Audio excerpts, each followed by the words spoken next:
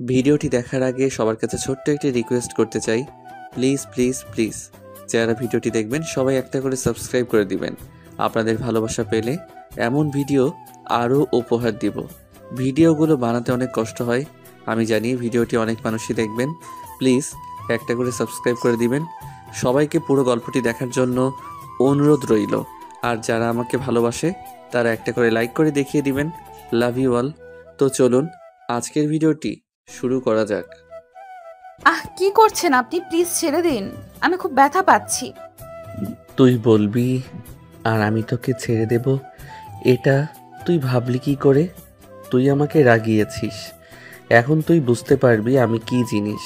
আরে কে আপনি? আমি আবার আপনার কি ক্ষতি করলাম? আর কেনই বা আপনি আমার সঙ্গে এরকম করছেন? প্লিজ আপনি আমাকে ছেড়ে দিন। তুই আমার জীবনের সবচাইতে বড় ক্ষতিটা করেছিস, তাই তোর শাস্তি খুব ভয়াবহ হবে, যেটা তুই কল্পনাও করতে পারছিস না। কেন করছেন আপনি আমার সঙ্গে এরকম? আমি আপনার কি এমন ক্ষতি করেছি যার জন্য আপনি আমাকে এভাবে শাস্তি দিচ্ছেন? তুই আমাকে ভালো করে চিনিস কে আমি, তারপর কেন এত নাটক করছিস?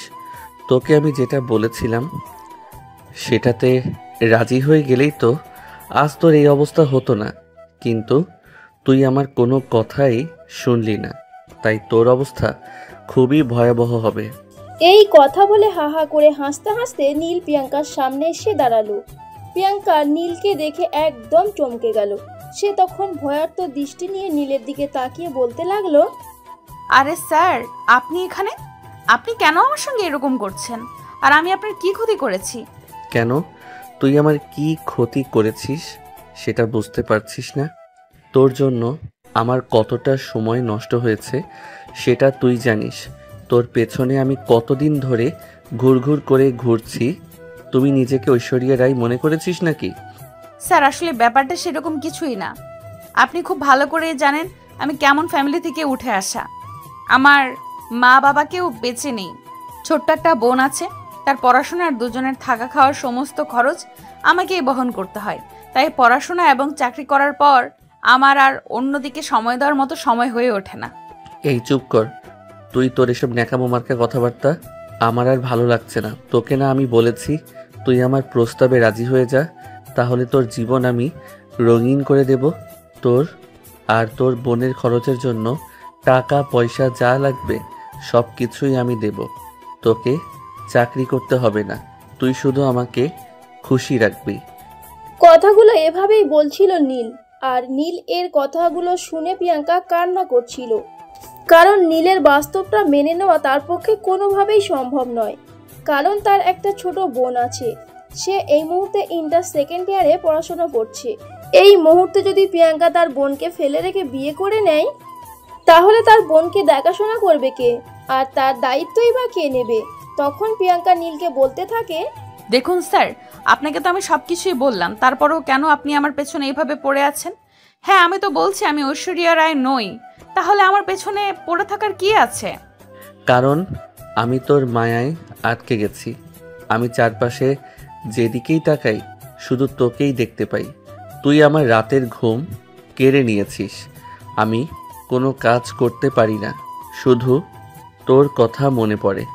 হ্যাঁ, সেই জন্য তো আমি আপনাকে বলেছি আমি অফিস থেকে বের হয়ে অন্য কোথাও চলে যাই, কিন্তু আপনি তো আমাকে সেটাও করতে দিচ্ছেন না। তুই আমার অফিস থেকে চলে গেলেই কি তোকে আমি ভুলে যেতে পারবো? শোন, ভালোবাসা অতটাও সস্তা জিনিস নয়। তোকে আমি ভালোবেসেছি, তোকে আমি ভুলে থাকতে পারবো না, আর তোকে আমি ভুলে যেতে চাইও না। এই কথা বলতে বলতে নীল নিজের প্যান্টের পকেট থেকে একটা কাগজ বের করলো আর সেটা প্রিয়াঙ্কার সামনে রাখলো। আর তারপর বলতে লাগলো, দেখ, তোকে আমি হারাতে চাই না, সারা জীবনের জন্য আমার কাছে রেখে দিতে চাই। তাই দয়া করে এই ব্যাপারটাতে সাইন করে দে। এটা কিসের পেপার? এটা তোর আর আমার বিয়ের কাবিননামা। তুই এটাতে সাইন করলে আমি তোকে লিগেলি আমার বউ করে পাবো। স্যার, আমি তো বললাম আমি আপনাকে বিয়ে করব না, আর আপনাকে বিয়ে করতে চাইও না, তারপরও আপনি কেন করছেন আমার সঙ্গে এরকম?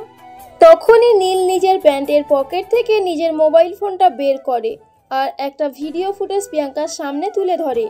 ভিডিও ফুটেজটা দেখে প্রিয়াঙ্কার ভয়ে আত্মা উড়ে যাওয়ার মতো অবস্থা। কারণ ওই ভিডিও ফুটেজে দেখানো হয়েছে নীল তার বোনকে একটা বন্ধ ঘরে বন্ধ করে রেখেছে, একটা চেয়ারের সঙ্গে তার হাত পা বেঁধে রেখেছে, মুখ পর্যন্ত বেঁধে রেখেছে, মেয়েটাকে কথা পর্যন্ত বলতে দিচ্ছে না।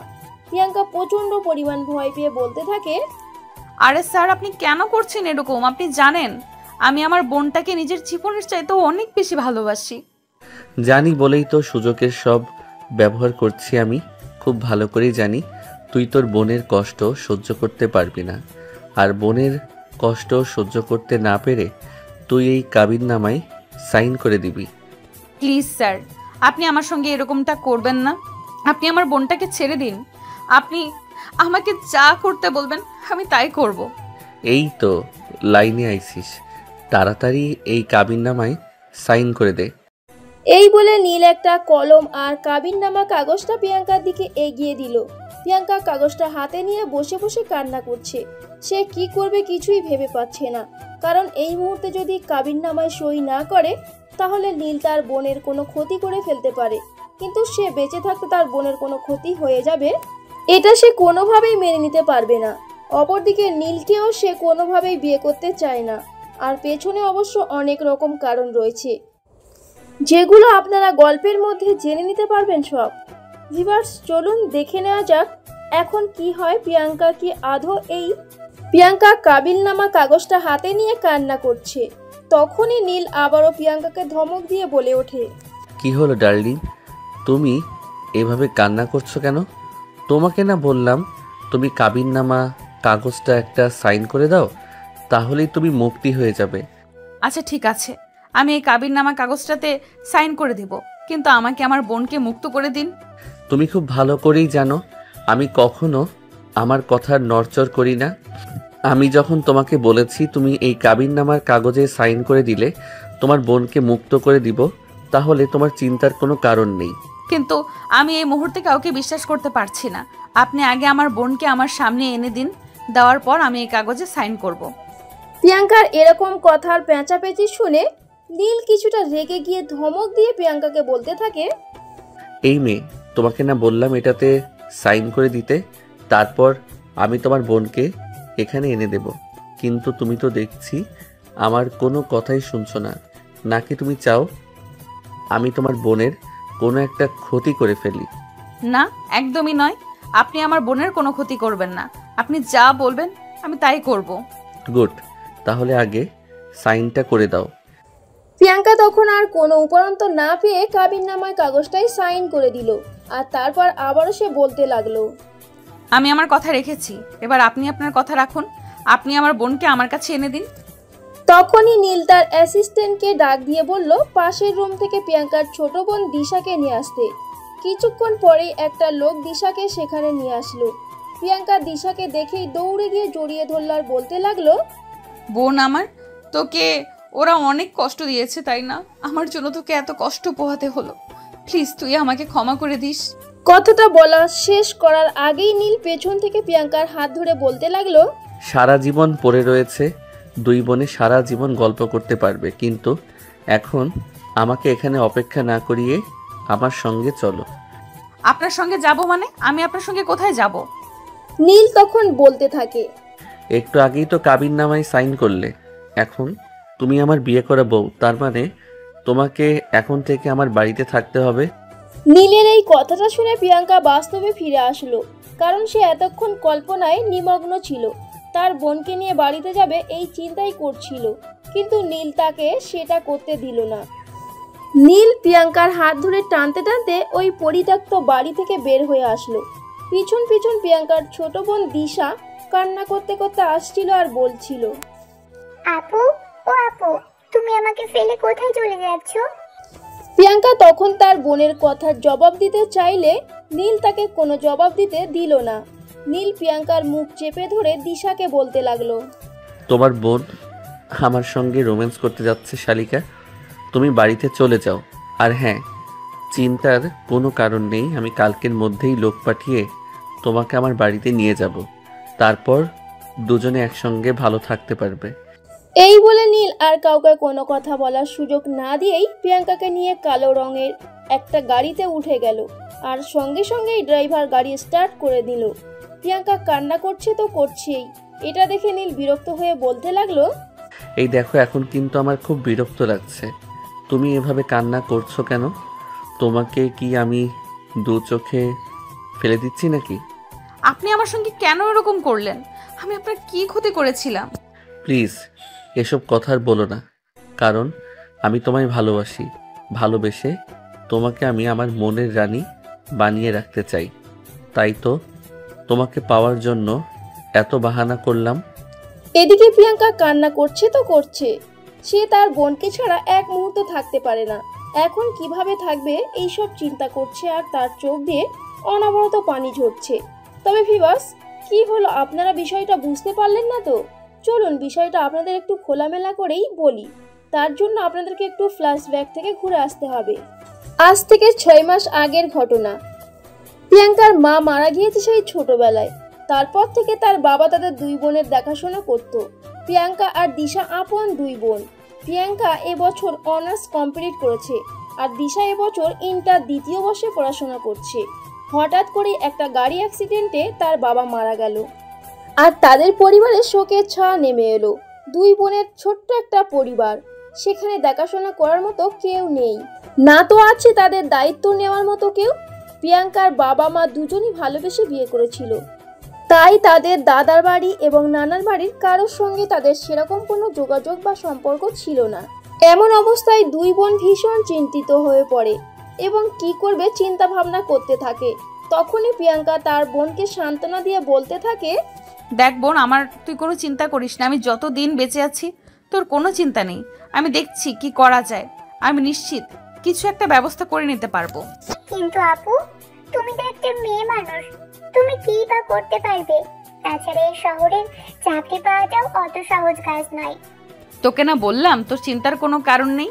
আমি তো আছি, আমি ঠিক কিছু একটা করে নেব। তুই ঠিক মতো পড়াশোনাটা মনোযোগ দিয়ে করার, বাকি সব কিছু আমার উপর ছেড়ে দে। এই বলে প্রিয়াঙ্কা তার বোনের মাথায় হাত বুলিয়ে দিতে দিতে ঘুম পাড়িয়ে দিতে লাগলো। আর এদিকে সে বসে বসে চিন্তা করতে লাগলো কিভাবে কি করবে। এই শহরে এখন আর তাদের আপন বলতে কেউ থাকলো না। তারা যে কারোর কাছ থেকে কোনো সহযোগিতা নিবে তারও কোনো ব্যবস্থা নেই, তাই আরো বেশি চিন্তিত প্রিয়াঙ্কা। এদিকে পরের দিন প্রিয়াঙ্কার এক বান্ধবী তাকে ফোন দেয়।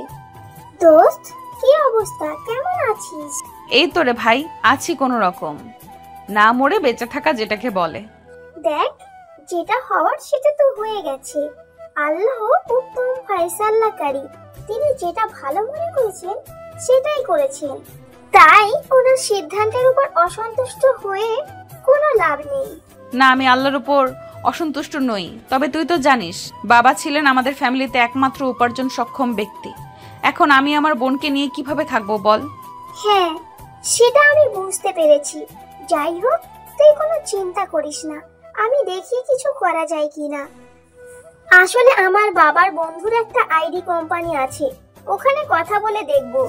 এই বলে রিয়া ফোনটা কেটে দেয়। এরপর চলে যায় প্রায় 3 দিন। 3 দিন পর রিয়া আবারও প্রিয়াঙ্কাকে ফোন দেয়। দোস্ত, তোর জন্য একটা খুশির খবর আছে। আমি তোকে বলেছিলাম না আমার বাবার এক বন্ধুর আইডি কোম্পানি আছে, ওখানে কথা বলবো। ওখানে কথা বলেছিলাম। তো কি হলো? আমার একটা চাকরির ব্যবস্থা হবে তো? তা না হলে দেখ, আমি খুব সমস্যায় পড়ে গেছি, কি করব কিছুই বুঝতে পারছি না। হ্যাঁ রে ভাই, আব্বু ওনার সঙ্গে কথা বলেছিল। উনি বলেছেন উনি এখন অফিস সামলান না, ওনার ছেলে এখন সবকিছু সামলান। তাই উনি ওনার ছেলেকে বলে দেবেন। আর তুই আগামীকাল সকাল সকাল রেডি হয়ে ওখানে চলে যাস। আমি ঠিকানাটা তোকে মেসেজে পাঠিয়ে দেব। অসংখ্য ধন্যবাদ তোকে। তোকে যে আমি কি বলে কৃতজ্ঞতা জানাবো সেটাই বুঝতে পারছি না।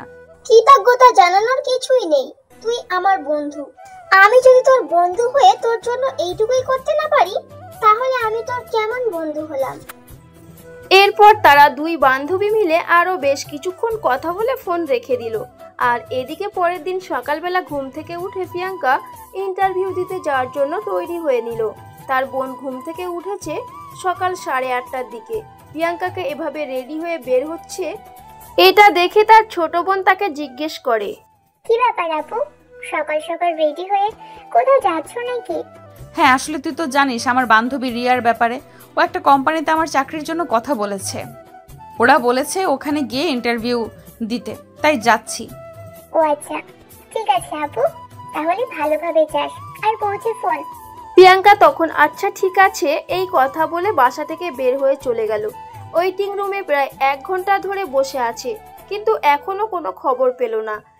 প্রায় 1 ঘন্টা পর একজন লোক এসে প্রিয়াঙ্কাকে বলল, আপনি প্রিয়াঙ্কা? জি, আমি প্রিয়াঙ্কা। আচ্ছা ঠিক আছে, তাহলে আমার সঙ্গে চলুন, স্যার আপনাকে ডাকছে। এই বলে লোকটা সামনের দিকে এগোতে লাগলো। আর তখন প্রিয়াঙ্কাও ওই লোকটাকে অনুসরণ করে সামনের দিকে এগোতে থাকে। একটা কেবিনের সামনে এসে দাঁড়ালো, আর তারপর লোকটা প্রিয়াঙ্কাকে উদ্দেশ্য করে বলল, আপনি এখানে দাঁড়িয়ে অপেক্ষা করুন, স্যার কেউ একজনের সঙ্গে ফোনে কথা বলছে, কথা বলা শেষ হলেই আপনাকে ডেকে নেব। ও আচ্ছা ঠিক আছে, সমস্যা নেই, আমি অপেক্ষা করছি। এই বলে সেই লোকটা সেখান থেকে চলে গেল। আর এদিকে প্রিয়াঙ্কা সেখানে দাঁড়িয়ে দাঁড়িয়ে অপেক্ষা করতে লাগলো। প্রায় 10 মিনিট পর ভেতর থেকে আওয়াজ আসলো, মিস প্রিয়াঙ্কা, ভিতরে আসুন। গলার আওয়াজ শুনে প্রিয়াঙ্কা ভেতরে গেল। একজন লোক মাথা নিচু করে একটা ফাইলে চোখ বুলাচ্ছে। তার চেহারাটা ঠিক মতো বোঝা যাচ্ছে না। তখনই প্রিয়াঙ্কা বলল, আসসালামু আলাইকুম স্যার, আমি প্রিয়াঙ্কা। আজ আপনার সঙ্গে আমার দেখা করতে আসার কথা ছিল, একটা চাকরির ব্যাপারে কথা বলার জন্য। হ্যাঁ, আপনি বসুন। এই কথা বলে নীল ফাইলের কাগজটা শেষ করে তারপর প্রিয়াঙ্কার দিকে তাকালো। সে প্রিয়াঙ্কার দিকে তাকিয়ে একদম হতবাক। সে যেন চোখের পলক ফেলতে ভুলে গেছে। প্রিয়াঙ্কার চোখ দুটো দেখে সে এমনভাবে তাকিয়ে আছে যেন সে ওই চোখের মায়ায় মুহূর্তের মধ্যে আবদ্ধ হয়ে গেছে।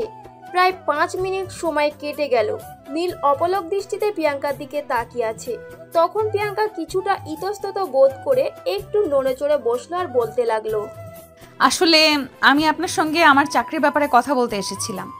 প্রিয়াঙ্কার কথা শুনে নীল বাস্তবে ফিরে আসে আর তারপর বলতে থাকে, হ্যাঁ, আসলে আমার বাবার বন্ধুর মেয়ে রিয়া নাকি আপনার ব্যাপারে আমার বাবার সঙ্গে কথা বলেছিল। যাই হোক, আপনার সিভিটা দিন আগে, আমি আপনার ব্যাপারে একটু বোঝে তো নেই, তারপর না হয় চাকরির ব্যাপারে কথা বলি। প্রিয়াঙ্কা তখন মাথা নাড়িয়ে হাত থেকে ফাইলটা নীলের দিকে এগিয়ে দিল।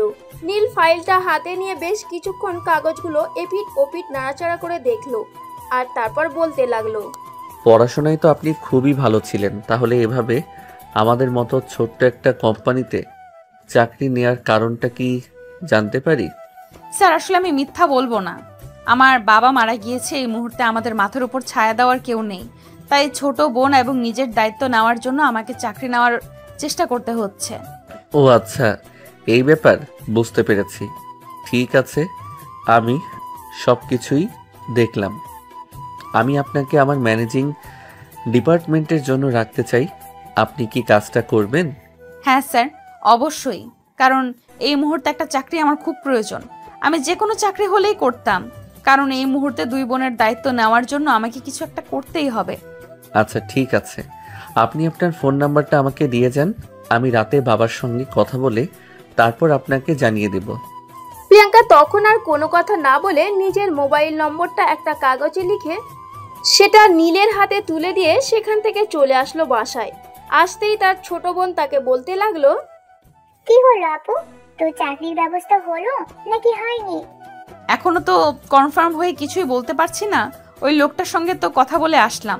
ওই লোকটা আমাকে বলল রাতে আমাকে ফোন করে জানাবে আমার চাকরি হবে কি হবে না, তাই রাত পর্যন্ত অপেক্ষা করা ছাড়া আমার হাতে আর কোনো উপায় নেই। এই বলে প্রিয়াঙ্কা সেখান থেকে নিজের রুমে চলে গেল। তারপর ফ্রেশ হয়ে দুপুরের খাবার তৈরি করলো 2 বোন মিলে। একসঙ্গে বসে দুপুরের খাবার খেলো। আর তারপর প্রিয়াঙ্কা নিজের রুমে গিয়ে কিছুক্ষণ সময় বিশ্রাম নিল। বিকালবেলা আবার টিউশন পড়াতে যেতে হবে, কারণ প্রিয়াঙ্কা একটা টিউশন রেখেছে।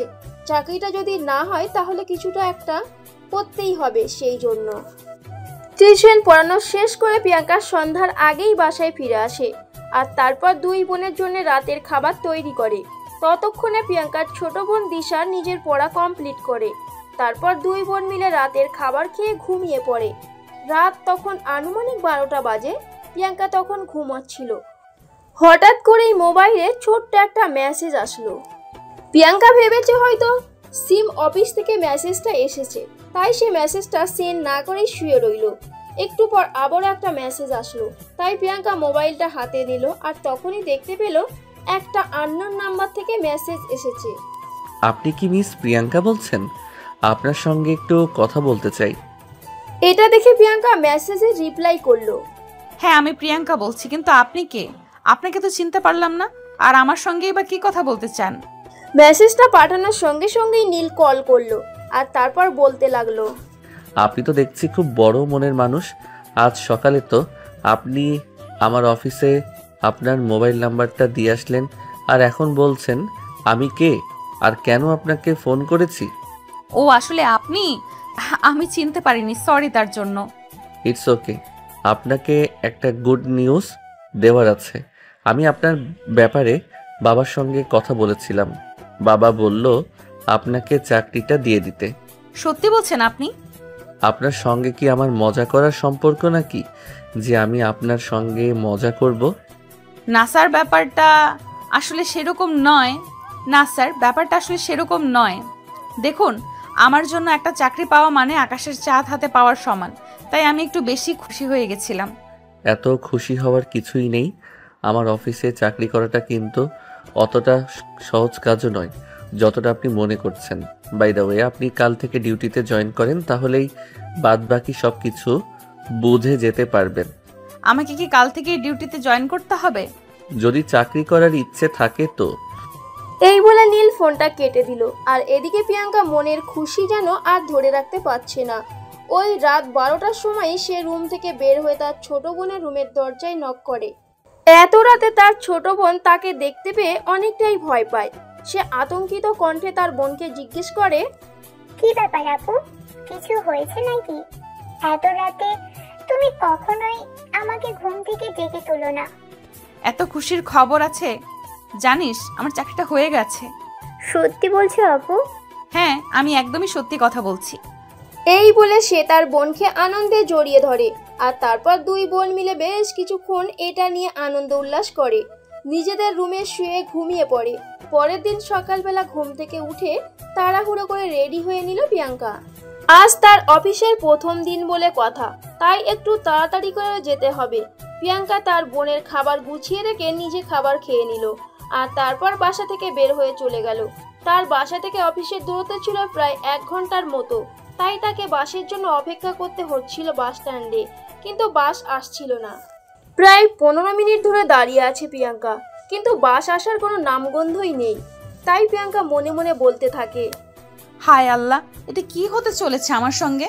আজকে চাকরিতে আমার প্রথম দিন, আর আজকে যদি আমি লেট করে অফিসে যাই তাহলে আমার সঙ্গে কি হবে সেটাই তো ভাবতে পারছি না। এই বলে প্রিয়াঙ্কা দোয়া দরুদ পড়তে লাগলো যেন তাড়াতাড়ি বাস চলে আসে আর সে চাকরির প্রথম দিন শেষ সময় মতো অফিসে পৌঁছাতে পারে। কিন্তু সেটা আর হলো না, কারণ প্রিয়াঙ্কার অফিস ছিল সকাল 9টায় আর বাস এসেছে যখন 8:40 বাজে। ঠিক তখন অফিসে পৌঁছাতে তার 9:30 বেজে গেল। প্রিয়াঙ্কা অফিসের গেট দিয়ে ভিতরে প্রবেশ করতেই অফিসের সিকিউরিটি গার্ড তাকে বলল, ম্যাডাম, আপনাকে স্যার বলেছেন সরাসরি ওনার কেবিনে চলে যেতে। প্রিয়াঙ্কা কথাটা শুনে মনে মনে কিছুটা ভয় পেল, কারণ সে বুঝতে পারছে আজকে অফিসে তার প্রথম দিন আর আজকেই সে লেট করে এসেছে। এর জন্য নিশ্চয়ই তাকে কোনো না কোনো পানিশমেন্ট পেতে হবে। এই কথা চিন্তা করতে করতে ধীর পায়ে প্রিয়াঙ্কা অফিসের ভেতরে প্রবেশ করলো এবং নীলের কেবিনের সামনে দাঁড়ালো। কেবিনের দরজা নক করতেও সাহস পাচ্ছে না, এতটাই ভয় লাগছে তার। তারপরেও মনের সাহস সঞ্চয় করে কেবিনের দরজায় নক করলো আর বলল, গুড মর্নিং স্যার, আমি ভেতরে আসতে পারি? Good morning. এসব কি মিস প্রিয়াঙ্কা? আজকে অফিসে আপনার প্রথম দিন, আজকে আপনি লেট করে আসলেন। আপনাকে চাকরি দিয়ে কি আমি খুব বড় একটা ভুল করে ফেললাম নাকি? সেটাই তো বুঝতে পারছি না। তোর আসলে সেরকম কোনো ব্যাপার নয়। আমি বাসা থেকে বের হয়েছিলাম ঠিক সময়ে, তারপর বাস স্ট্যান্ডে দাঁড়িয়ে বাসের জন্য অপেক্ষা করছিলাম, তখনই লেট হয়ে গেল। দেখুন, আমি আপনার কাছ থেকে কোনো এক্সকিউজ শুনতে চাই না। আমার কাছে অফিস টাইম মানে অ্যাকুরেট সকাল 9টা থেকে বিকেল 5টা, এর মধ্যে আমি কোনো অজুহাত শুনতে চাই না। অনেক জোরে ধমক দিয়ে এই কথাটা বলে নীল। আর নীলের ধমকের আওয়াজ শুনে প্রিয়াঙ্কা কিছুটা ভয় পেয়ে যায় আর তারপর থতমত হয়ে বলতে থাকে, আচ্ছা ঠিক আছে, আমি আগামীকাল থেকে আরো সকাল সকাল বাসা থেকে বের হব, যাতে আমার অফিসে পৌঁছাতে লেট না হয়। ঠিক আছে, আপনি আপনার কেবিনে যান, আমি একটু পর আসছি। আপনার সমস্ত কাজ বুঝিয়ে দেব। প্রিয়াঙ্কা তখন নীলের কেবিন থেকে বের হয়ে আসে আর কেবিনের দরজার বাইরে দাঁড়িয়ে অপেক্ষা করতে থাকে। প্রায় 10 মিনিট পর নীল কেবিন থেকে বের হয় আর প্রিয়াঙ্কাকে সেখানে দাঁড়িয়ে থাকতে দেখে বলে, কি ব্যাপার? আপনাকে না বললাম আপনার কেবিনে গিয়ে আমার জন্য অপেক্ষা করতে, কিন্তু তারপরও আপনি এখানে কেন দাঁড়িয়ে আছেন? আসলে স্যার হয়েছে কি, আমি তো আমার কেবিন কোনটা হবে সেটাই জানি না, তাই এখানেই দাঁড়িয়েছিলাম। নীল তখন প্রিয়াঙ্কাকে তাকে অনুসরণ করতে বলে আর সে সামনের দিকে অগ্রসর হতে থাকে। প্রিয়াঙ্কা তখন কোনো কথা না বলে নীলকে অনুসরণ করতে থাকে। নীল পাশের একটা কেবিনে এসে প্রবেশ করে আর তারপর বলে, এটাই আপনার কেবিন, আজ থেকে আপনি এখানে বসেই ডিউটি করবেন। আর হ্যাঁ, আমি আমাদের পুরনো ম্যানেজারকে কল দিয়ে বলে দিয়েছি, উনি এসে আপনাকে সমস্ত কাজ বুঝিয়ে দেবেন। তখন প্রিয়াঙ্কা নীলের কাছে জিজ্ঞেস করে, পুরনো ম্যানেজার কখন আসবেন? তখন নীল প্রিয়াঙ্কাকে ধমক দিয়ে বলতে থাকে, যখন ইচ্ছা হবে তখন আসবে, আপনার এত তাড়া কেন? ওনার যখন ইচ্ছা হবে তখন আসবে, আপনি এখানে বসেই অপেক্ষা করতে থাকুন। আর একটা কথা আপনাকে শেষবারের মতো বলে দিচ্ছি, আমি কিন্তু এত কথা বলা একদম পছন্দ করি না, তাই আমার সঙ্গে এত কথা বলতে আসবেন না। কেবিন থেকে বের হয়ে চলে গেল আর এদিকে প্রিয়াঙ্কা বসে বসে অপেক্ষা করতে থাকলো কখন ম্যানেজার আসবে আর তাকে সমস্ত কাজ বুঝিয়ে দেবে। একা একা বসে থাকতেও তার বোরিং লাগছিল, সময় যেন কাটতেই চাইছিল না, কিন্তু কিছুই করার নেই। আজকে তার অফিসের প্রথম দিন, আজকে তো আর উল্টাপাল্টা কিছু করা যাবে না, তাই সে অপেক্ষা করতে লাগলো। ম্যানেজার আসতে আসতে দুপুর 2টা বেজে গেল। সেই পর্যন্ত প্রিয়াঙ্কা একা একা বসেই অপেক্ষা করছিল। ম্যানেজার এসে প্রিয়াঙ্কাকে সমস্ত কাজ বুঝিয়ে দিল আর তারপর তিনি চলে গেল।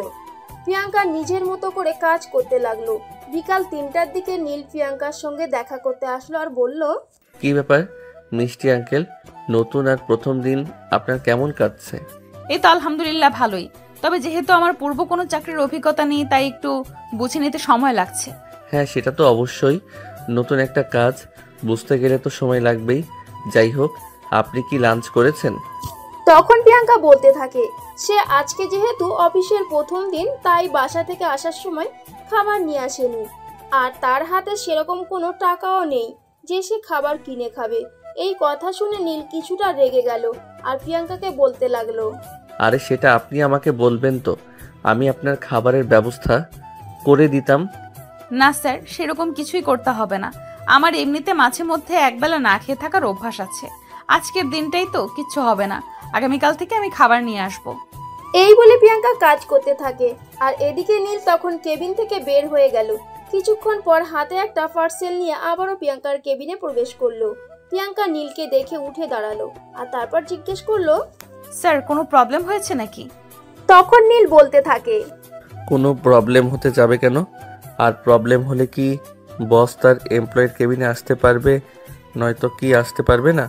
এখানে আপনার দুপুরে খাবার রাখা আছে, খাবারটা খেয়ে তারপর কাজ করুন। তখন প্রিয়াঙ্কা বলতে থাকে তার খাবার খাওয়ার কোনো প্রয়োজন নেই, সে বাসায় গিয়ে খাবার খাবে। তখনই নীল ধমক দিয়ে প্রিয়াঙ্কাকে বলতে থাকে, আপনাকে বললাম খাবারটা খেয়ে নিতে, তারপরও আপনি আমার মুখে মুখে কেন কথা বলছেন? প্রিয়াঙ্কা তখন আর কোনো কথা বলল না, চুপচাপ সেখানে দাঁড়িয়ে রইল। নীল খাবারের প্যাকেটটা রেখে সেখান থেকে বের হয়ে চলে গেল। প্রিয়াঙ্কা তখন নিজের কাজকর্ম কিছুক্ষণের জন্য বন্ধ রেখে খাবারটা খেয়ে নিল আর তারপর আবারও কাজ করতে লাগলো। অফিস ছুটি হলো বিকাল 5টায়। প্রিয়াঙ্কা তখন আবারও অফিসের সামনে দাঁড়িয়ে বাসের জন্য অপেক্ষা করছে। বিকেল 5:30টার দিকে নীল অফিস থেকে বের হয় আর প্রিয়াঙ্কাকে সেখানে দাঁড়িয়ে অপেক্ষা করতে দেখে নীল বলে, কি ব্যাপার, এখনো কি গাড়ির জন্য অপেক্ষা করছেন নাকি? হ্যাঁ স্যার, আসলে বাসের জন্য অপেক্ষা করছি। সিএনজি কিংবা অটোতে গেলে তো টাকা বেশি লাগবে, কিন্তু আমার কাছে তো অত টাকা নেই, তাই। কথাটা শুনে বেশ কিছুক্ষণ চুপ করে থাকে নীল আর তারপর বলতে থাকে, আপনি চাইলে কিন্তু আমার সঙ্গে যেতে পারেন, আমি আপনাকে বাড়ি পর্যন্ত পৌঁছে দিতে পারি। না স্যার, সেটার কোনো প্রয়োজন হবে না, আমি বাসে করেই পৌঁছে যেতে পারবো। প্রিয়াঙ্কা সেখানেই দাঁড়িয়ে রইল। নীল তখন আর কোনো কথা না বলে সেখান থেকে চলে গেল, কারণ প্রথম দিন পরিচয় একটা মেয়ের সঙ্গে এত কথা বলা শেষরামি ছাড়া আর কিছুই মনে হয় না। তাই সে বাসায় চলে আসে। এদিকে অফিস 5টায় ছুটি হলেও প্রিয়াঙ্কার বাসায় ফিরতে ফিরতে সন্ধে হয়ে যায়। তার ছোট বোন তাকে জিজ্ঞেস করে, কি ব্যাপার আপু, তোমার ফিরে আসতে এত দেরি হলো কেন? ওই তো বাসের জন্য দাঁড়িয়ে অপেক্ষা করছিলাম, বাস আসতে দেরি হলো তাই আর কি। এই কথা বলতে বলতে প্রিয়াঙ্কা কাঁধের ব্যাগটা সোফার উপর রেখে ফ্রেশ হতে চলে গেল। ফ্রেশ হয়ে এসে কিছুক্ষণ বিশ্রাম নিল। তখন তার ছোট বোন তাকে 1 কাপ চা বানিয়ে দিল। সে চাটা খেয়ে নিজেকে একটু হালকা করে নিল, আর তারপর তাদের দুজনের জন্য রাতের খাবার তৈরি করলো। খাওয়া দাওয়া শেষ হলে ঘুমাতে যাবে ঠিক তখনই ফোনে একটা কল আসলো। প্রিয়াঙ্কা মোবাইলটা হাতে নিয়ে দেখে গতকালকে সেই নাম্বারটা, মানে তার অফিসের বস তাকে ফোন করেছে। প্রিয়াঙ্কা মনে মনে ভাবতে লাগলো, এই সময়ে বস আবার কেন তাকে ফোন করলো। এই 7-5 চিন্তা করতে করতে সে ফোনটা রিসিভ করলো। আসসালামু আলাইকুম স্যার, আপনি এত রাতে আমাকে ফোন করেছেন কেন? কোনো প্রবলেম হয়েছে নাকি? প্রিয়াঙ্কার এই কথা শুনে নীল ধমক দিয়ে প্রিয়াঙ্কাকে বলে, এই আপনি সব সময় এত বেশি বোঝেন কেন? আপনাকে কি বলেছি আমার কোনো প্রবলেম হয়েছে? প্রিয়াঙ্কা নীলের কণ্ঠ শুনে বুঝতে পারেন নীল রেগে আছে। তাই সে শান্তভাবে আবারও নীলকে বলে, না মানে আসলে স্যার এখন তো রাত প্রায় 11টার কাছাকাছি, এত রাতে ফোন দিয়েছেন তো তাই জিজ্ঞেস করছিলাম। নীল যখন কারোর সঙ্গে কোনো কথা বলে তখন যদি কেউ তাকে উল্টাপাল্টা প্রশ্ন করে তাহলে তার মেজাজ খুব বেশি খারাপ হয়ে যায়। এদিকে প্রিয়াঙ্কার এইরকম কথা শুনে তার মাথা খারাপ হয়ে গেছিল। তাই সে ধমক দিয়ে প্রিয়াঙ্কাকে বলতে লাগলো, মিস প্রিয়াঙ্কা, আপনি হয়তো ভুলে যাচ্ছেন আমি আপনার বস, তাই আমি আপনাকে যে কোনো সময় ফোন করতেই পারি। হ্যাঁ স্যার, সেটা ঠিক আছে, কিন্তু সেটা অফিসের টাইমে। You just shut up. আমার মুখের উপর কথা বললে আপনি চাকরিতে 2 দিনও টিকতে পারবেন না বলে দিলাম। নীলের গলার আওয়াজ শুনে প্রিয়াঙ্কা অনেকটাই ভয় পেয়ে যায়, কারণ নীল খুব রেগে গিয়ে কথাগুলো বলছে। আর ভয় পাওয়ার সবচাইতে বড় কারণ হলো প্রিয়াঙ্কা নীলের অফিসে চাকরি করছে। এখন যদি প্রিয়াঙ্কার চাকরিটা চলে যায় তাহলে তাকে খুব বড় একটা সমস্যায় পড়তে হবে, কারণ এই শহরে চাকরি পাওয়া যে মোটেও সহজ কথা নয়। তাই প্রিয়াঙ্কা আর কোনো কথা না বলে চুপচাপ ফোনের অপর প্রান্তে বসে নীল কি বলবে সেটা শোনার অপেক্ষা করতে থাকে। বেশ কিছুক্ষণ চুপ থাকার পর নীল বলতে থাকে, মিস প্রিয়াঙ্কা, কাল আপনাকে আমার সঙ্গে একটা মিটিংয়ে যেতে হবে। আপনি যদি কিছু মনে না করেন তাহলে একটা পিঙ্ক কালারের শাড়ি পরে আসবেন, ওতে আপনাকে না দারুণ বানাবে। বসের এরকম প্রস্তাব প্রিয়াঙ্কা কখনোই আশা করেনি। তাই সে নীলকে বলতে থাকে, না মানে আসলে স্যার আমি তো শাড়ি পরতেই পারি না, তাছাড়া আমার পিঙ্ক কালারের কোনো শাড়িও নেই। এই কথাটা শোনার জন্যই হয়তো মনে মনে নীল অপেক্ষা করছিল। তাই সে কথাটা শোনা মাত্রই বলতে লাগলো, কোনো সমস্যা নেই, আমাদের মিটিংটা সকাল 10টায়। আপনি সকাল 8টার মধ্যেই আপনার বাসায় একটা পার্সেল পেয়ে যাবেন। বসের কাছ থেকে এরকম অফার পেয়ে প্রিয়াঙ্কার সঙ্গে সঙ্গে অফারটা রিজেক্ট করে আর সরাসরি নীলকে বলে দেয় সে কোনো পার্সেল রিসিভ করতে পারবে না আর কারোর থেকে কোনো গিফটও নিতে পারবে না। এই কথা শুনে নীল খুব রেগে যায় আর বলে, প্রিয়াঙ্কা নীলের অফিসে চাকরিটা করতে চায় নাকি করতে চায় না। এই কথা শুনে প্রিয়াঙ্কা বলে, চাকরি করার জন্যই তো সে চাকরি নিয়েছে। আর ঠিক তখনই নীল প্রিয়াঙ্কাকে বলে, যদি প্রিয়াঙ্কা চাকরিটা করতে চায় তাহলে নীল তাকে যেটা বলবে সেটাই তাকে মেনে চলতে হবে। প্রিয়াঙ্কা তখন আর কোনো উপায়ন্তর না পেয়ে নীলের কথাটা মেনে নেয়। আর পরের দিন সকালবেলা ঘুম থেকে উঠতেই প্রিয়াঙ্কা কলিং বেলের আওয়াজ শুনতে পায়। দরজাটা খুলতেই দেখতে পেল একজন ডেলিভারি ম্যান একটা পার্সেল হাতে নিয়ে দাঁড়িয়ে আছে। প্রিয়াঙ্কাকে দেখা মাত্রই ওই ডেলিভারি ম্যান প্রিয়াঙ্কার হাতে পার্সেলটা তুলে দিল আর সেখান থেকে চলে গেল। প্রিয়াঙ্কাও তখন আর কোনো উপায়ন্তর না পেয়ে পার্সেলটা নিয়ে বাড়ির ভেতরে প্রবেশ করলো। 2 বোনের জন্য নাস্তা বানানো শেষ হলে পার্সেলটা হাতে নিয়ে নিজের রুমের দিকে যাচ্ছিল। ঠিক তখনই তার ছোট বোন তার সামনে এসে দাঁড়ায়। তার হাতে পার্সেলটা দেখতে পেয়ে তার ছোট বোন বলতে থাকে, কি ব্যাপার আপু, তুমি পার্সেল কোথায় পেলে? কোনো কিছু অর্ডার করেছিলে নাকি? তখন প্রিয়াঙ্কা তার ছোট বোনকে সমস্ত ঘটনা খুলে বলে। সবকিছু শুনে তার ছোট বোন তাকে বলে, আপু, ব্যাপারটা তো আমার কাছে গোলমেলে লাগছে। আমার মনে হয় তোমার বস তোমার প্রেমে পড়ে গেছে। একদম থাপ্পড় মেরে তো সব কটা দাঁত ফেলে দেবো। তোকে কে বলেছে আমার বস আমার প্রেমে পড়েছে? যদি আর কখনো এসব ফালতু কথা আমাকে বলিস তাহলে তোর হাড্ডি গুড্ডি একদম গুঁড়ো করে দেবো। আরে আপু, তুমি আমাকে কেন কথা শোনাচ্ছো? তোমার বসের বিহেভিয়ার দেখে তো আমার সেরকমটাই মনে হচ্ছে, তাই বললাম। যাই হোক, ওটা তোমাদের পার্সোনাল ব্যাপার, এ ব্যাপারে আমি কোনো কথা বলতে চাই না। তখন প্রিয়াঙ্কা বলতে থাকে, হ্যাঁ একদমই তাই। বড়দের ব্যাপারে ছোটদেরকে এত কথা বলতে নেই। বড়দের ব্যাপারে বড়রাই ভালোভাবে বুঝে নেবে।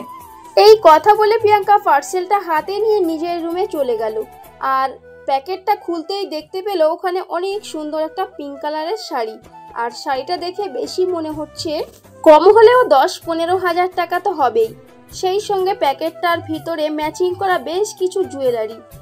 এগুলো দেখে প্রিয়াঙ্কার সঙ্গে সঙ্গেই তার অফিসের বসকে ফোন দিল। 2-3 বার রিং হতেই নীল ফোনটা রিসিভ করে আর তারপর বলতে থাকে, কি ব্যাপার মিস প্রিয়াঙ্কা, আপনি এত সকালে আমাকে ফোন দিলেন কেন? আপনাকে আমি এই জন্যই ফোন দিলাম যে আপনি এত দামি শাড়ি আর গহনা আমার জন্য কেন পাঠিয়েছেন। আপনাকে কাল কি বলেছিলাম মনে নাই? আপনি আমার সঙ্গে একটা মিটিংয়ে যাচ্ছেন, সেখানে আপনাকে আমার মতো হয়ে যেতে হবে। তাই কোনো কথা না বলে 9:30টার মধ্যে রেডি হয়ে বাসার সামনে থাকবেন, আমি আপনাকে পিক করে নেব। এরপর প্রিয়াঙ্কাকে আর কোনো কথা বলার সুযোগ না দিয়েই নীল ফোনটা কেটে দিল। তারপরেও প্রিয়াঙ্কা বেশ কয়েকবার নীলকে ফোন করেছিল, কিন্তু নীল তার ফোনটা রিসিভ করলো না। অবশেষে অন্য কোনো উপায়ন্তর না দেখতে পেয়ে প্রিয়াঙ্কা ফ্রেশ হয়ে এসে এই শাড়ি আর গহনাগুলো পরে রেডি হয়ে নিল।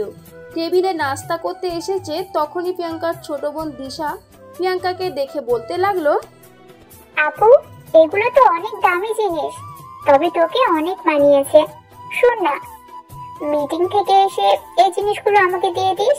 আচ্ছা ঠিক আছে, কোনো সমস্যা নেই।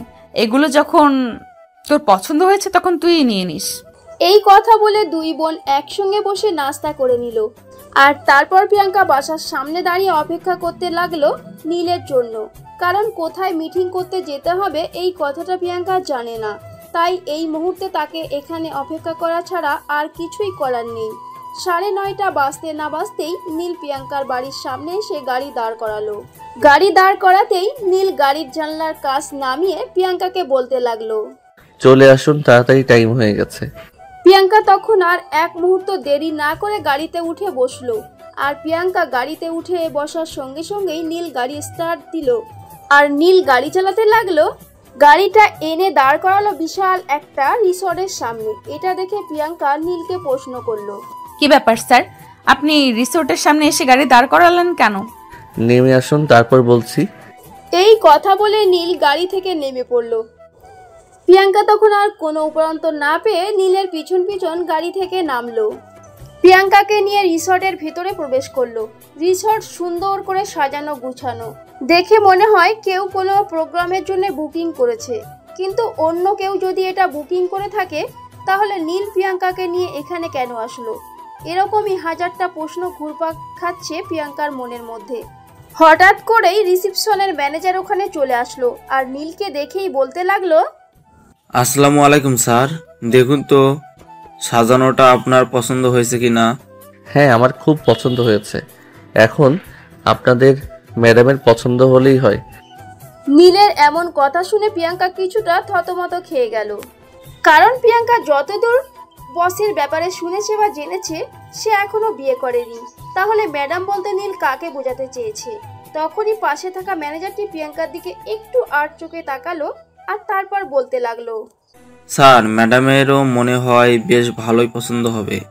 ম্যাডাম তো যথেষ্ট সুন্দরী, আর সুন্দরী মেয়েরা এসব জিনিস খুব পছন্দ করে।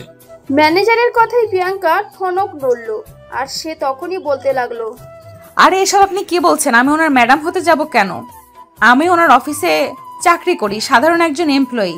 সো ঠিক করে কথা বলেন। প্রিয়াঙ্কার এরকম কথা শুনে নীল প্রিয়াঙ্কার দিকে তাকিয়ে তাকে উদ্দেশ্য করে বলতে থাকে, মিস প্রিয়াঙ্কা, উনি ভুল কিছু বলেননি। উনি যা বলেছেন একদম ঠিক কথাই বলেছেন। আমি এই সব কিছু আপনার জন্যই অ্যারেঞ্জ করেছি। প্রিয়াঙ্কা তখন কিছুক্ষণের জন্য স্তব্ধ হয়ে গেল। সে বুঝতেই পারছে না এখানে কি হতে চলেছে। তাই সে আবারও নীলকে বলল, এসব আপনি কি বলছেন? আপনার কি মাথা খারাপ হয়ে গেছে নাকি? আপনি না আমাকে ক্লায়েন্ট মিটিং এর জন্য এখানে নিয়ে এসেছেন? তাহলে এসব কি হচ্ছে? আপনাকে যদি আমি যত কথা বলতাম তাহলে কি আপনাকে আমি এই পর্যন্ত নিয়ে আসতে পারতাম? প্রিয়াঙ্কা তখন বলতে পারে নীল তাকে এখানে মিথ্যে কথা বলে নিয়ে এসেছে। কিন্তু নীল তাকে মিথ্যে কথা কেন বলল? তাহলে সত্য বলতে এখানে কি হতে চলেছে? তখনই প্রিয়াঙ্কা আবারও নীলকে জিজ্ঞেস করে, আচ্ছা ঠিক আছে, সেটা আমি বুঝতে পারছি। আপনি আমাকে মিথ্যা বলে এখানে নিয়ে এসেছেন। সত্য ঘটনাটা কি সেটাই আমাকে খুলে বলুন। তখনই নীল পাশের টেবিলের উপরে রাখা বিশাল একটা ফুলের তোড়া নিয়ে প্রিয়াঙ্কার সামনে হাঁটু গেড়ে বসে বলতে থাকে, প্রেম কাকে বলে আমি জানি না, তবে কাউকে মিস করার নাম যদি প্রেম হয় তাহলে আমি তোমার প্রেমে পড়েছি। কাউকে প্রতিটা সেকেন্ড অনুভব করার নাম যদি ভালোবাসা হয় তাহলে আমি তোমাকে ভালোবেসে ফেলেছি। জানো, সত্যি বলতে কিভাবে প্রপোজ করতে হয় কাউকে আমি সেটাই জানি না। তারপরও আমি তোমাকে প্রপোজ করতে এসেছি কারণ আমি তোমায় ভালোবেসে ফেলেছি। I love you Priyanka. What's this nonsense?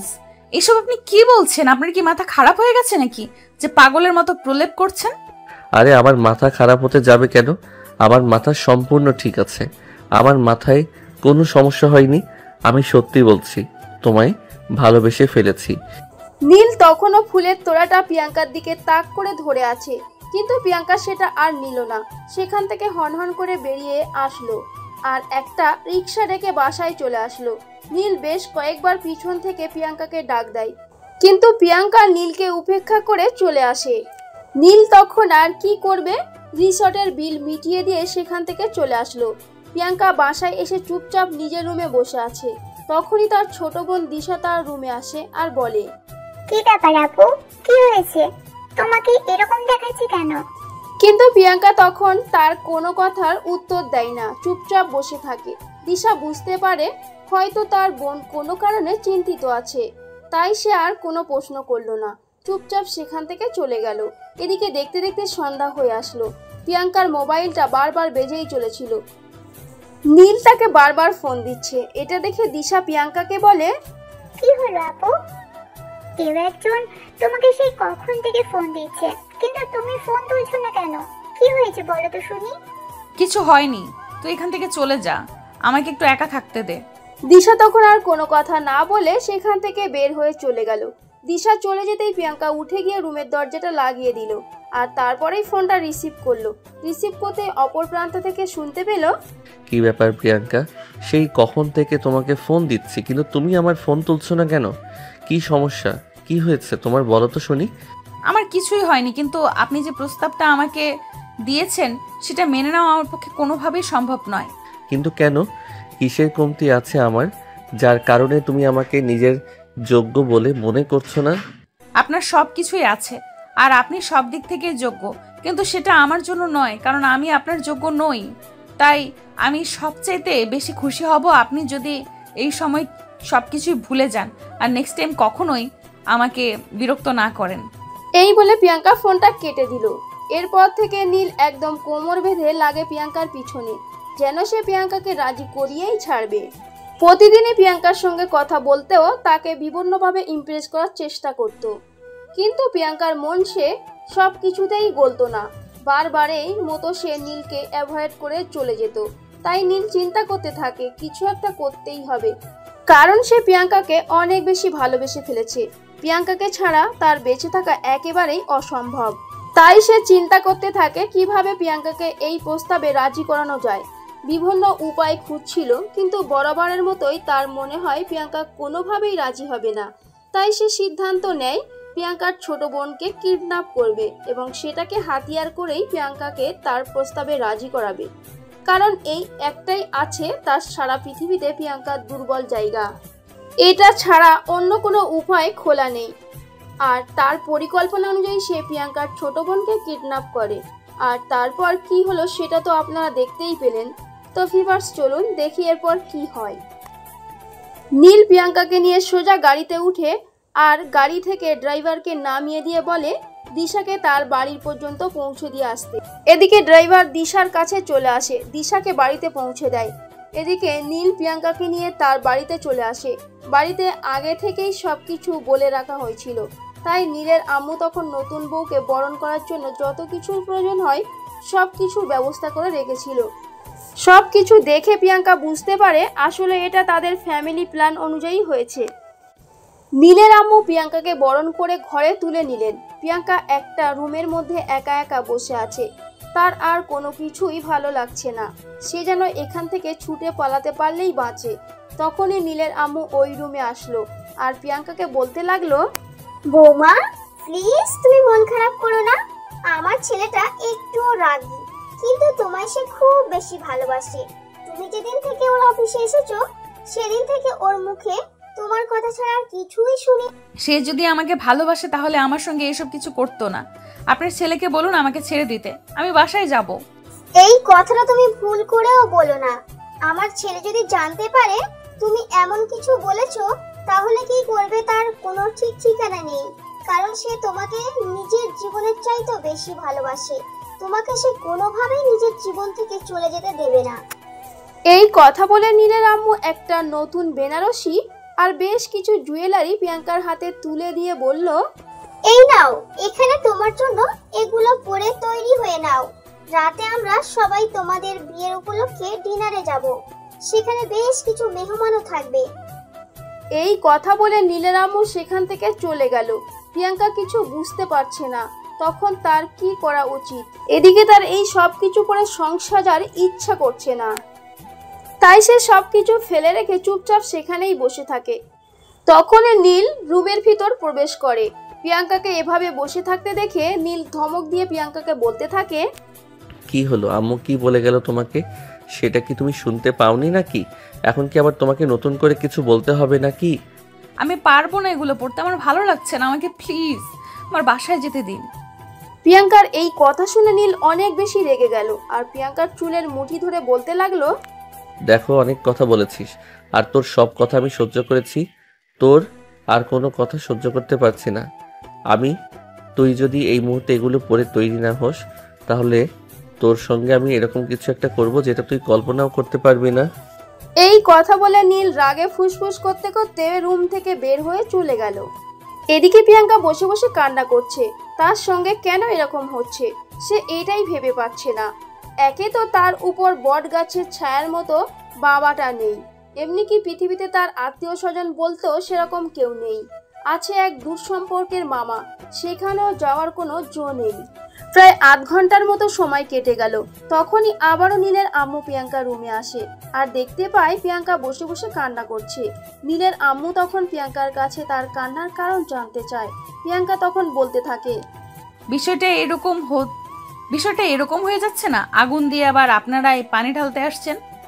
দেখো, আমরা যা বলছি, আমরা যা করছি তোমার ভালোর জন্যই করছি।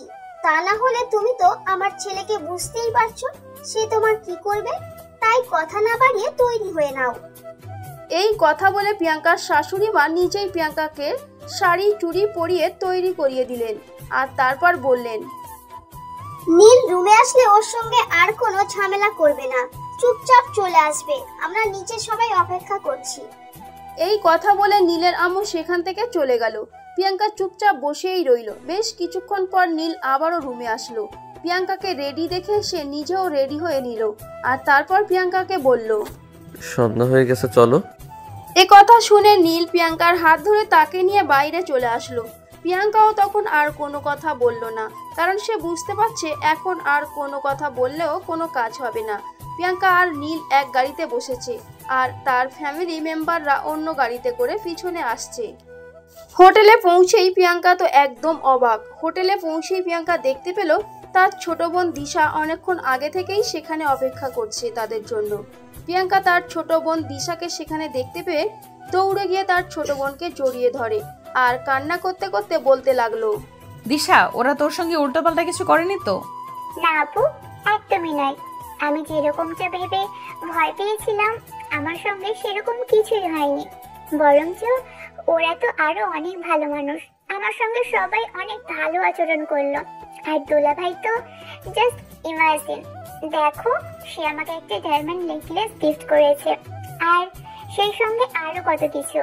ছোট বোনের কথা শুনে প্রিয়াঙ্কা তো একদম অবাকের চূড়ান্ত সীমায় পৌঁছে গেছে। তখনই নীল সেখানে এসে হাজির হয়। প্রিয়াঙ্কা নীলের দিকে তাকিয়ে আছে, কোনো কথা বলতে পারছে না, চোখ দিয়ে শুধু পানি পড়ছে। তখনই নীল তার চোখের পানিটা মুছে দিয়ে বলল, একদম কান্না করবে না পাগলি মেয়ে, তোমাকে আমি ভালোবাসি আর তোমাকে ভালোবেসে বিয়ে করেছি।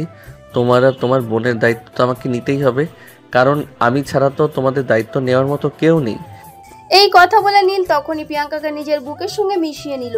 সবার সামনে এরকম পরিস্থিতিতে পড়ে প্রিয়াঙ্কা অনেকটাই লজ্জায় পড়ে গেল, তাই সে নিজেকে সরানোর চেষ্টা করছিল। তখনই নীল তাকে আবারও শক্ত করে জড়িয়ে ধরে, তারপর প্রিয়াঙ্কার কানে কানে বলতে থাকে, এই নাড়াচাড়া করছো কেন? সবাই দেখে কি ভাববে আমি জোর করে তোমার সঙ্গে কিছু করছি? হ্যাঁ করেছেনই তো, এই যে জোর করে আমাকে বিয়ে করেছেন। আমি কি আপনাকে বিয়ে করতে রাজি ছিলাম? যা হওয়ার তা হয়ে গেছে, এখন সবকিছু ভুলে যাও প্লিজ। আমি তোমায় ভালোবাসি। এই কথা বলে নীল প্রিয়াঙ্কা আর দিশাকে এক সাইডে বসিয়ে দিল। তারা দুই বোন সেখানে বসে গল্প করতে লাগলো।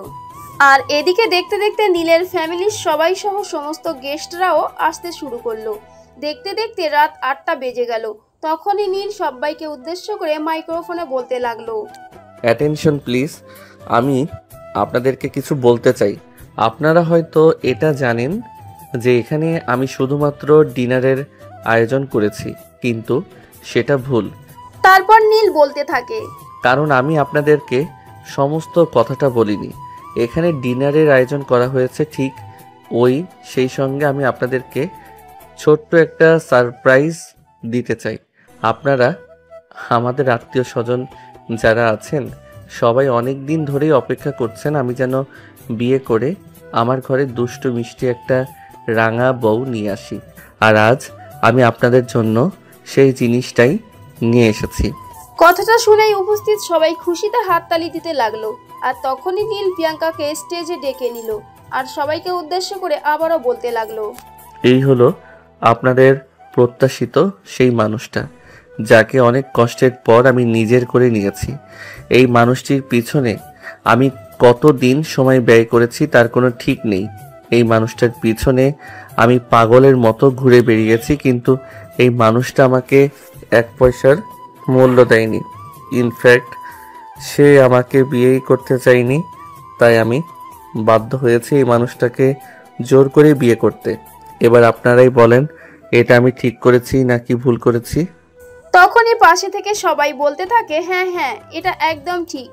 এরপর নীল আবারও বেশ কিছু কথা বলে নিজের বক্তব্য শেষ করে সবাইকে নিয়ে ডিনার করতে চলে গেল। খাওয়া দাওয়া শেষ হলে রাত 12টার দিকে সবাই মিলে বাড়িতে ফিরে আসলো। এদিকে নীল তার বাড়ির কয়েকজন কর্মচারীকে আগেই তার বেডরুমটা ফুল দিয়ে সুন্দর করে সাজিয়ে রাখার জন্য বলেছিল, কারণ নীল জানতো প্রিয়াঙ্কা ফুল খুব পছন্দ করে। প্রিয়াঙ্কা আরও একটা জিনিস খুব বেশি পছন্দ করে, সেটা হলো আইসক্রিম। নীল আজ প্রিয়াঙ্কার জন্য বেশ কয়েকটা ফ্লেভারের আইসক্রিম অর্ডার করেছে। নীল প্রিয়াঙ্কাকে নিয়ে বাড়িতে এসে সোজা নিজের রুমে ঢুকে গেল। রুমের ভিতরটা থেকে প্রিয়াঙ্কা পুরোই টাস্কি খেয়ে গেল, কারণ ফ্যামিলির সবাই তো হোটেলে ছিল। তাহলে এখানে এত সব কিছু করেছে কে? তখনই নীল প্রিয়াঙ্কার সামনে একটা ফুলের তোড়া আর একটা আইসক্রিমের বক্স নিয়ে এসে বলে, সারপ্রাইজ। নীলের কাছ থেকে এরকম সারপ্রাইজ পেয়ে প্রিয়াঙ্কা অনেকটাই খুশি হয়। সবচাইতে বেশি খুশি হয় আইসক্রিমটা পেয়ে। প্রিয়াঙ্কা তখনই নীলের হাত থেকে আইসক্রিমের বক্সটা নিয়ে খাওয়া শুরু করলো। একদম বাচ্চাদের মতো আইসক্রিম খাচ্ছে আর নীল দাঁড়িয়ে দাঁড়িয়ে তামাশা দেখছে। প্রায় অর্ধেক আইসক্রিম খেয়ে ফেলেছে। তখনই প্রিয়াঙ্কা লক্ষ্য করলো নীল তার দিকে হা করে তাকিয়ে আছে। তখনই প্রিয়াঙ্কা নীলকে বলতে থাকে, কি ব্যাপার, আপনি এইভাবে আমার দিকে হা করে তাকিয়ে আছেন কেন? আমার তো চোখ লেগে যাবে। প্রিয়াঙ্কার এমন কথাই নীল অনেকটাই লজ্জা পেয়ে গেল আর তারপর বলতে লাগলো, আরে না, ঠিক আছে, আমি বেলকনিতে চলে যাচ্ছি, তোমার খাওয়া শেষ হলে আমাকে ডাক দিও। প্রিয়াঙ্কা তখন কোনো কথাই বলল না, আবারও আইসক্রিম খাওয়ায় মনোযোগ দিল। সবগুলো আইসক্রিম শেষ করে ধপাস করে সোফায় বসে পড়ল আর জোরে জোরে নিঃশ্বাস নিতে লাগলো। মনে হয় যেন সে তৃতীয় বিশ্বযুদ্ধ শেষ করে ফিরে এসেছে। নীল তখনও ব্যালকনিতেই বসে আছে। প্রায় ঘন্টাখানেক সময় কেটে গেছে, কিন্তু প্রিয়াঙ্কা এখনো ডাক দিচ্ছে না। এটা দেখে নীল ব্যালকনি থেকে রুমের ভিতরে আসে আর দেখতে পায় প্রিয়াঙ্কা একদম ক্লান্ত হয়ে সোফায় বসে আছে। তখনই নীল প্রিয়াঙ্কাকে বলে, তোমার আবার কি হলো? এভাবে কেন শুয়ে আছো? দেখতে পাচ্ছে না আইসক্রিম খেতে খেতে আমি ক্লান্ত হয়ে গেছি, তাই তাই তো এভাবে বসে আছি। প্রিয়াঙ্কার এই কথা শুনে নীল তো একদম হেসেই কুটি কুটি খাচ্ছে। আইসক্রিম খেতে কেউ এভাবে ক্লান্ত হয়ে যেতে পারে, এটা নীল প্রথমবার শুনলো। প্রিয়াঙ্কা নীলকে এভাবে হাসাহাসি করতে দেখে প্রিয়াঙ্কা জিজ্ঞেস করে, নীল এভাবে কেন হাসাহাসি করছে? আইসক্রিম খেয়ে কি কেউ এতটা ক্লান্ত হতে পারে? জীবনে প্রথমবার শুনছি। তাই তো? প্রিয়াঙ্কা তখনই গাল ফুলিয়ে দেয়। এটা দেখে নীল বলতে থাকে, তোমার আবার এখন কি হলো? এখন কেন আবার গাল ফুলিয়েছো? তখন প্রিয়াঙ্কা বলে, আপনি আমাকে নাকি এইভাবে হাসছেন? তাহলে আমি কি করব? আমার ক্লান্ত লাগছে, তাই আমি এইভাবে শুয়ে আছি। তাছাড়া সারাদিন আপনি আমাকে যে একটা টেনশনের উপর দিয়ে রেখেছেন, তারপর কি আর আমি ঠিক থাকতে পারি নাকি? হ্যাঁ, সেটাও ঠিক। যাই হোক, বাদ দাও এখন। আজকে তো আমাদের বাসর রাত, সেটা কি তোমার মনে আছে নাকি? মনে আছে। এটা তো ওসব কিছুই হবে না। আমি এখন ক্লান্ত আছি, আমাকে ঘুমাতে হবে। এই বলে প্রিয়াঙ্কা সোফাতেই শুয়ে পড়ে আর মুহূর্তের মধ্যেই ঘুমের দেশে চলে যায়। কিন্তু নীল কি আর ছেড়ে দেওয়ার মতো পাত্র নাকি? বহু অপেক্ষার পর ভালোবাসার মানুষকে নিজের করে পেয়েছে বলে কথা। প্রিয়াঙ্কাকে তুলে নিল আর বিছানায় এনে শুইয়ে দিল। তারপর প্রিয়াঙ্কাকে ঘুমানোর অবস্থাতেই সে আদর করতে লাগলো। প্রিয়াঙ্কার ঠোঁটে, গলায় আর ঘাড়ে ভালোবাসার স্পর্শ দিতে লাগলো। প্রথমবার কোনো পুরুষের শরীরের স্পর্শ পাচ্ছে প্রিয়াঙ্কা। একটু পরপর কেঁপে উঠছে, কিন্তু ঘুম যেন তাকে ছাড়তেই চাইছে না। এদিকে নীল কিস করতে করতে আস্তে আস্তে প্রিয়াঙ্কার শরীরের নিচের দিকে যেতে লাগলো। তখনই তার চোখ আটকে গেল ওই জায়গাতেই। কোন জায়গাটাই বলুন তো শুনি? হ্যাঁ, আমি বুঝতে পেরেছি আপনারা কি বলবেন। যাই হোক, আপনাদের বলার প্রয়োজন নেই, আমি নিজেই বলে দিচ্ছি। প্রিয়াঙ্কার নাভিতে। মেয়ে মানুষের নাভি এত সুন্দর হতে পারে, এটা নীলের আগে জানা ছিল না। প্রিয়াঙ্কার নাভিতে নীল অপলক দৃষ্টিতে তাকিয়ে আছে। প্রিয়াঙ্কার নাভি যেন তাকে প্রিয়াঙ্কার আরো কাছে টেনে নিতে চাচ্ছে। সে আলতো করে প্রিয়াঙ্কার নাভির চারপাশে হাত বুলাতে থাকে। ততক্ষণে প্রিয়াঙ্কার ঘুম ভেঙে গেছে। তখনই প্রিয়াঙ্কা নীলকে বলতে থাকে, আরে কি হলো? আপনি আমার ওখানে কি করছেন? দেখতে পাচ্ছ না আদর করছি, তাহলে আবার জিজ্ঞাসা করছো কেন? এই বলে নীল আবারও প্রিয়াঙ্কার নাভিতে নিজের ঠোঁট দিয়ে স্পর্শ করতে লাগলো আর ছোট্ট ছোট্ট করে কামড় দিতে লাগলো। প্রিয়াঙ্কার নীলের স্পর্শ পেয়ে জোরে জোরে নিঃশ্বাস নিচ্ছে। তার কেমন যেন একটা অন্যরকম অনুভূতি হচ্ছে। বারবার কেঁপে উঠছে, কিন্তু নীল এসবের দিকে লক্ষ্য না করে সে তার লক্ষ্যতেই অটল রইল। প্রিয়াঙ্কার সারা শরীরে ভালোবাসার স্পর্শ দিতে লাগলো আর প্রিয়াঙ্কার শরীরের স্পর্শকাতর জায়গাগুলোতে ছোট্ট ছোট্ট করে কামড় দিতে লাগলো। এভাবেই চলে গেল বেশ কিছুক্ষণ। প্রিয়াঙ্কা এখন আর নিজের মধ্যে নেই। সে যেন নিজের মধ্যে হারিয়ে যাচ্ছে, ইচ্ছে পোষণ করছে। প্রিয়াঙ্কা নিজেও তখন নীলের সঙ্গে রেসপন্স করতে থাকে। তাই নীল আর এক মুহূর্ত দেরি না করে প্রিয়াঙ্কাকে নিয়ে সুখের সাগরে ডুব দেয়। তারপর দুজনে অনেকক্ষণ ভালোবাসা আদান প্রদান করে আর রাত 2টার দিকে দুজন দুজনকে জড়িয়ে ধরে ঘুমিয়ে যায়। পরের দিন সকাল হতে না হতেই নীলের আম্মু নীলের রুমের দরজা নক করে আর ডাকতে থাকে, এই নীল, আর কতক্ষণ ঘুমাবি? সকাল 11টা বেজে গেছে। সবাই তোদের জন্য নাস্তার টেবিলে অপেক্ষা করছে, তাড়াতাড়ি আয় তো দেখি।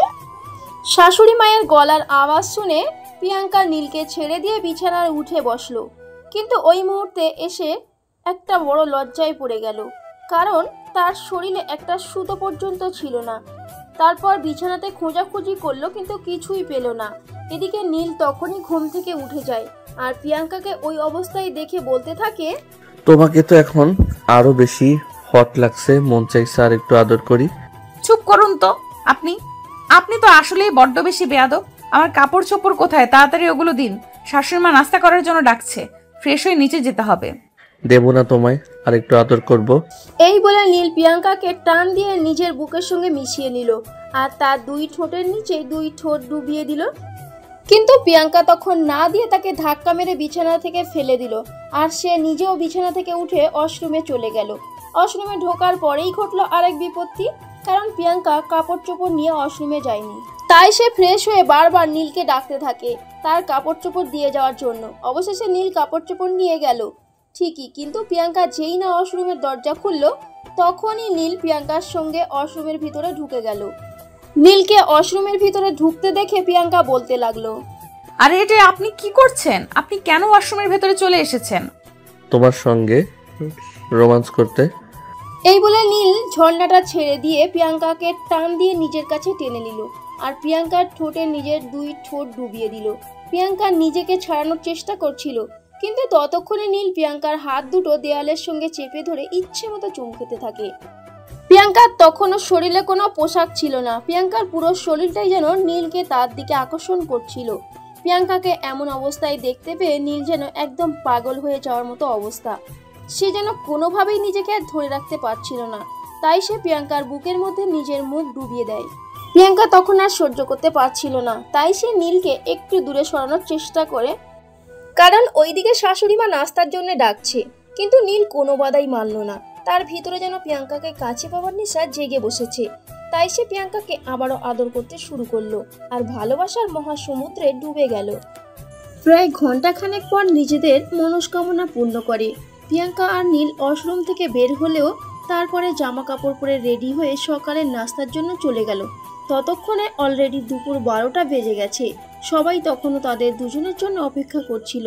প্রিয়াঙ্কাকে দেখে নাস্তার টেবিল থেকে উঠে নীলের ছোট বোন টিটকিরি মেরে বলতে থাকে, তা ভাবি, নতুন জামাই পেয়ে সারাক্ষণই তার ভালোবাসা পেতে হয় নাকি?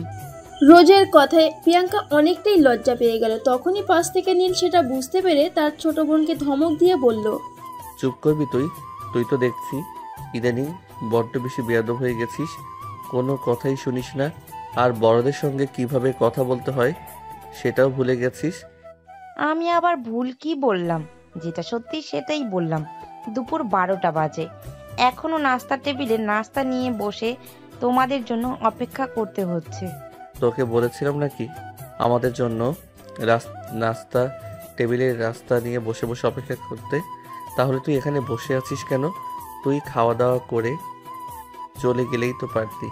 আম্মু তো নাস্তা করতেই দিচ্ছিল না, তা না হলে কি আর আমি তোমাদের নাটক দেখার জন্য এখানে বসে থাকতাম না কি? কবেই নাস্তা শেষ করে চলে যেতাম। এইভাবে কথা বলতে বলতে দুই ভাই বোনের মধ্যে ইতিমধ্যে ঝগড়া লেগে যাওয়ার মতো অবস্থা। তখনই নীলের আম্মু পরিস্থিতির হাতের নাগালের বাইরে চলে যেতে পারে এটা ভেবে তাদের দুজনকেই ধমক দিয়ে বললেন, এই তোরা কি শুরু করেছিস বলতো শুনি? সকালের নাস্তা দুপুরে করছিস, তাতেও তোদের হচ্ছে না, এখন আবার ঝগড়া বাঁধিয়ে দিচ্ছিস। নীল তখন তার আম্মুকে বলতে থাকে, তুমি আমার কেন দোষ দিচ্ছ? তোমার মেয়েকে কিছু বলতে পারছো না? সে তো নিজে থেকে এসে আমার সঙ্গে ঝগড়া করছে, তারপরও তুমি আমাকে এই কথা শোনাবে? এই কথা শুনে রোজও কম যায় না, সেও বলতে থাকে, তোমাদের জন্য আমাদেরকে দুপুরে নাস্তা করতে হচ্ছে, তারপর আবার বলছিস আমি বেশি কথা বলি। তারপর আবারও নীলের আম্মু তাদের দুজনকে ধমক দিয়ে দুজনের ঝগড়া বন্ধ করে আর সবাই মিলে নাস্তা শেষ করে। সেদিন বিকেলবেলা নীল প্রিয়াঙ্কাকে বলতে লাগলো একটু রেডি হওয়ার জন্য। তারা দুজনে প্রিয়াঙ্কার ছোট বোন দিশাকে এই বাড়িতে নিয়ে আসবে। এই কথা শুনে প্রিয়াঙ্কা বলে, সত্যি বলছো তুমি দিশাকে এখানে নিয়ে আসবে? তাহলে তো আমার খুবই ভালো হবে, দুই বোন একসঙ্গে সময় কাটাতে পারবো। হ্যাঁ, কারণ দিশা আর রোজ যেহেতু একই ক্লাসে এবং একই কলেজে পড়াশোনা করে, তাই তারা দুজনে একসঙ্গে থেকে পড়াশোনা করবে। এই কথাটা শুনে প্রিয়াঙ্কা অনেক খুশি হয় এবং খুশি হয়ে তাড়াহুড়ো করে রেডি হয়ে নিজের বোনকে আনতে চলে গেল। সন্ধ্যার মধ্যেই তারা দিশাকে নিয়ে বাড়িতে ফিরে আসলো। রোজও দিশাকে দেখে অনেক খুশি হয়, কারণ তারা দুজনেই একসঙ্গে এখন থেকে কলেজে যেতে পারবে আর পড়াশোনাও করতে পারবে। বোনকে কাছে পেয়ে প্রিয়াঙ্কাও মন খুব ভালোই ছিল। এদিকে নীল বেশি দিন বাড়িতে থাকতে পারল না, কারণ অফিসের সবকিছু এখন তাকে একা হাতে সামাল দিতে হয়। তাই সেদিন সন্ধ্যাবেলা ড্রয়িং রুমে সেই নীল সবার উদ্দেশ্যে বলল, আমাকে তো এখন থেকে অফিসে জয়েন করতে হবে। এই কথাটা শুনে প্রিয়াঙ্কার মন কিছুটা খারাপ হয়ে গেল, কারণ নীল ওই কথাটা বলার সঙ্গে এই কথাটা বলে দিয়েছে প্রিয়াঙ্কা এখন থেকে বাড়িতেই থাকবে। তাই সারাদিন একা একা বাড়িতে থাকতে তার একটুও ভালো লাগবে না। অফিসে গেলে না হয় নীলের পাশাপাশি থাকতে পারতো। তাই প্রিয়াঙ্কা বলতে থাকে, না, আমি তোমাকে একা একা অফিসে যেতে দেব না। যদি অফিসে যেতেই হয় তাহলে দুজন একসঙ্গে যাব, আর নয়তো দুজন একসঙ্গে বাড়িতে থাকবো। আরে বাবা, চৌধুরী বাড়ির বউ অফিসে চাকরি করছে, এটা লোকে জানতে পারলে কি বলবে বলো শুনি? আর চৌধুরী বাড়ির ছেলে যখন অফিসে নতুন সুন্দরী কর্মচারী দেখে তার সঙ্গে প্রেম করতে চাইবে, তখন আমার কেমন লাগবে বলো শুনি? প্রিয়াঙ্কার এই কথা শুনে উপস্থিত সবাই লজ্জায় মাথা নিচু করে নিল, কারণ প্রিয়াঙ্কা এরকম কিছু একটা বলবে কেউ কখনোই আশা করেনি, কারণ প্রিয়াঙ্কা যথেষ্ট বুদ্ধিমতী এবং গুণবতী একটা মেয়ে। সে তার নিজের স্বামীকে এরকম কথা বলবে এটা বিশ্বাসযোগ্য নয়। নীল তখন সবার অবস্থা বুঝতে পেরে প্রিয়াঙ্কাকে বলে, দেখো, তুমি আমাকে ভুল ভাবছো। আমি সেরকম ছেলে নই। তোমাকে আমার ভালো লেগেছিল, তোমাকে আমি ভালোবেসে ফেলেছিলাম, তাই তোমাকে পাওয়ার জন্য এত কিছু করেছি। কিন্তু তাই বলে এমনটা নয় যে মেয়েকে দেখব সেই মেয়েকে আমার ভালো লেগে যাবে। আমি অতটাও চরিত্রহীন নই, বুঝতে পেরেছো? চুপ করে থাকে আর তারপর বুঝতে পারে আসলে এই কথাটা বলা একদমই উচিত হয়নি, কারণ এখানে পরিবারের সবাই রয়েছে। পরিবারের সবার সামনে তাকে ছোট করাটা একদমই উচিত হয়নি। তাই প্রিয়াঙ্কা নীলকে বলে, আই এম সরি। নীল তখন সবার সামনে প্রিয়াঙ্কাকে জড়িয়ে ধরে আলতো করে তার কপালে একটা ভালোবাসার পরশ এঁকে দিয়ে বলে, ইটস ওকে। আমি বুঝতে পারছি তোমার মনের ব্যাপারটা, কিন্তু তুমি অফিসে চাকরি করো, সেটা আমি কিংবা আমার ফ্যামিলির কেউ চাই না। আমার উপর ভরসা রাখো, তোমার বিশ্বাস কোনো দিন ভাঙবো না। পরের দিন সকালবেলা ঘুম থেকে উঠেই প্রিয়াঙ্কা রান্নাঘরে চলে গেল রান্না করার জন্য। যদিও এর মধ্যে একদিনও প্রিয়াঙ্কা রান্নাঘরে যায়নি, ইনফ্যাক্ট রান্নাঘরে যাওয়ার প্রয়োজনও পড়েনি। কিন্তু আজ যেহেতু তার স্বামী অফিসে যাবে, তাই সে সকালবেলা ঘুম থেকে উঠেই নীলের জন্য নিজের হাতে নাস্তা বানায়। তার শাশুড়ি ঘুম থেকে উঠে প্রিয়াঙ্কাকে রান্নাঘরে দেখতে পেয়ে বেশ কিছুটা চমকে গিয়ে প্রিয়াঙ্কাকে প্রশ্ন করে, কি ব্যাপার বৌমা, এত সকালে তুমি রান্নাঘরে কেন? আপনার ছেলে আজ থেকে অফিসে যাবে, তাই তার জন্য নিজের হাতে নাস্তা বানালাম। সে সারাদিন বাইরে কাজ করবে, আমি ঘরের বউ, আমারও তো কিছুটা দায়িত্ব আছে, তাই নয় কি? এই কথা বলে প্রিয়াঙ্কা নিজের হাতে নাস্তা রেডি করে রুমে নিয়ে চলে গেল আর তারপর নীলকে নিজের হাতে নাস্তা খাইয়ে দিল। নীল অফিসে যাওয়ার জন্য তৈরি হয়ে নিল আর এদিকে প্রিয়াঙ্কা নীলের জন্য দুপুরের খাবারটাও প্যাক করে তার হাতে তুলে দিল। নীল চলে যাচ্ছিল, ঠিক তখনই পিছন থেকে প্রিয়াঙ্কা বলতে লাগলো, চলে যাচ্ছ? কিছু ভুলে যাচ্ছ না তো? নীল তখনই বুঝতে পারে তার বিয়ে হয়েছে, তার ঘরে একটা বউ আছে, তাই অফিসে যাওয়ার আগে বউয়ের সঙ্গে একটু ভালোবাসা আদান প্রদান করা উচিত। তাই নীল আবারও ফিরে আসে আর প্রিয়াঙ্কাকে জড়িয়ে ধরে তার কপালে ছোট্ট করে একটা ভালোবাসার পরশ এঁকে দিয়ে প্রিয়াঙ্কার কাছ থেকে বিদায় নেয়। প্রিয়াঙ্কাও হাসি মনে তাকে বিদায় দেয়। সুপ্রিয় ভিউয়ার্স, আমাদের আজকের গল্পটা এই পর্যন্ত ছিল। গল্পটা আপনাদের কাছে কেমন লেগেছে তা একটা ছোট্ট কমেন্টে জানাবেন। সবাই ভালো থাকবেন, সুস্থ থাকবেন। আবারও দেখা হবে নতুন এক কোনো ভালোবাসার গল্পে। সেই পর্যন্ত সবাই অপেক্ষায় থাকুন।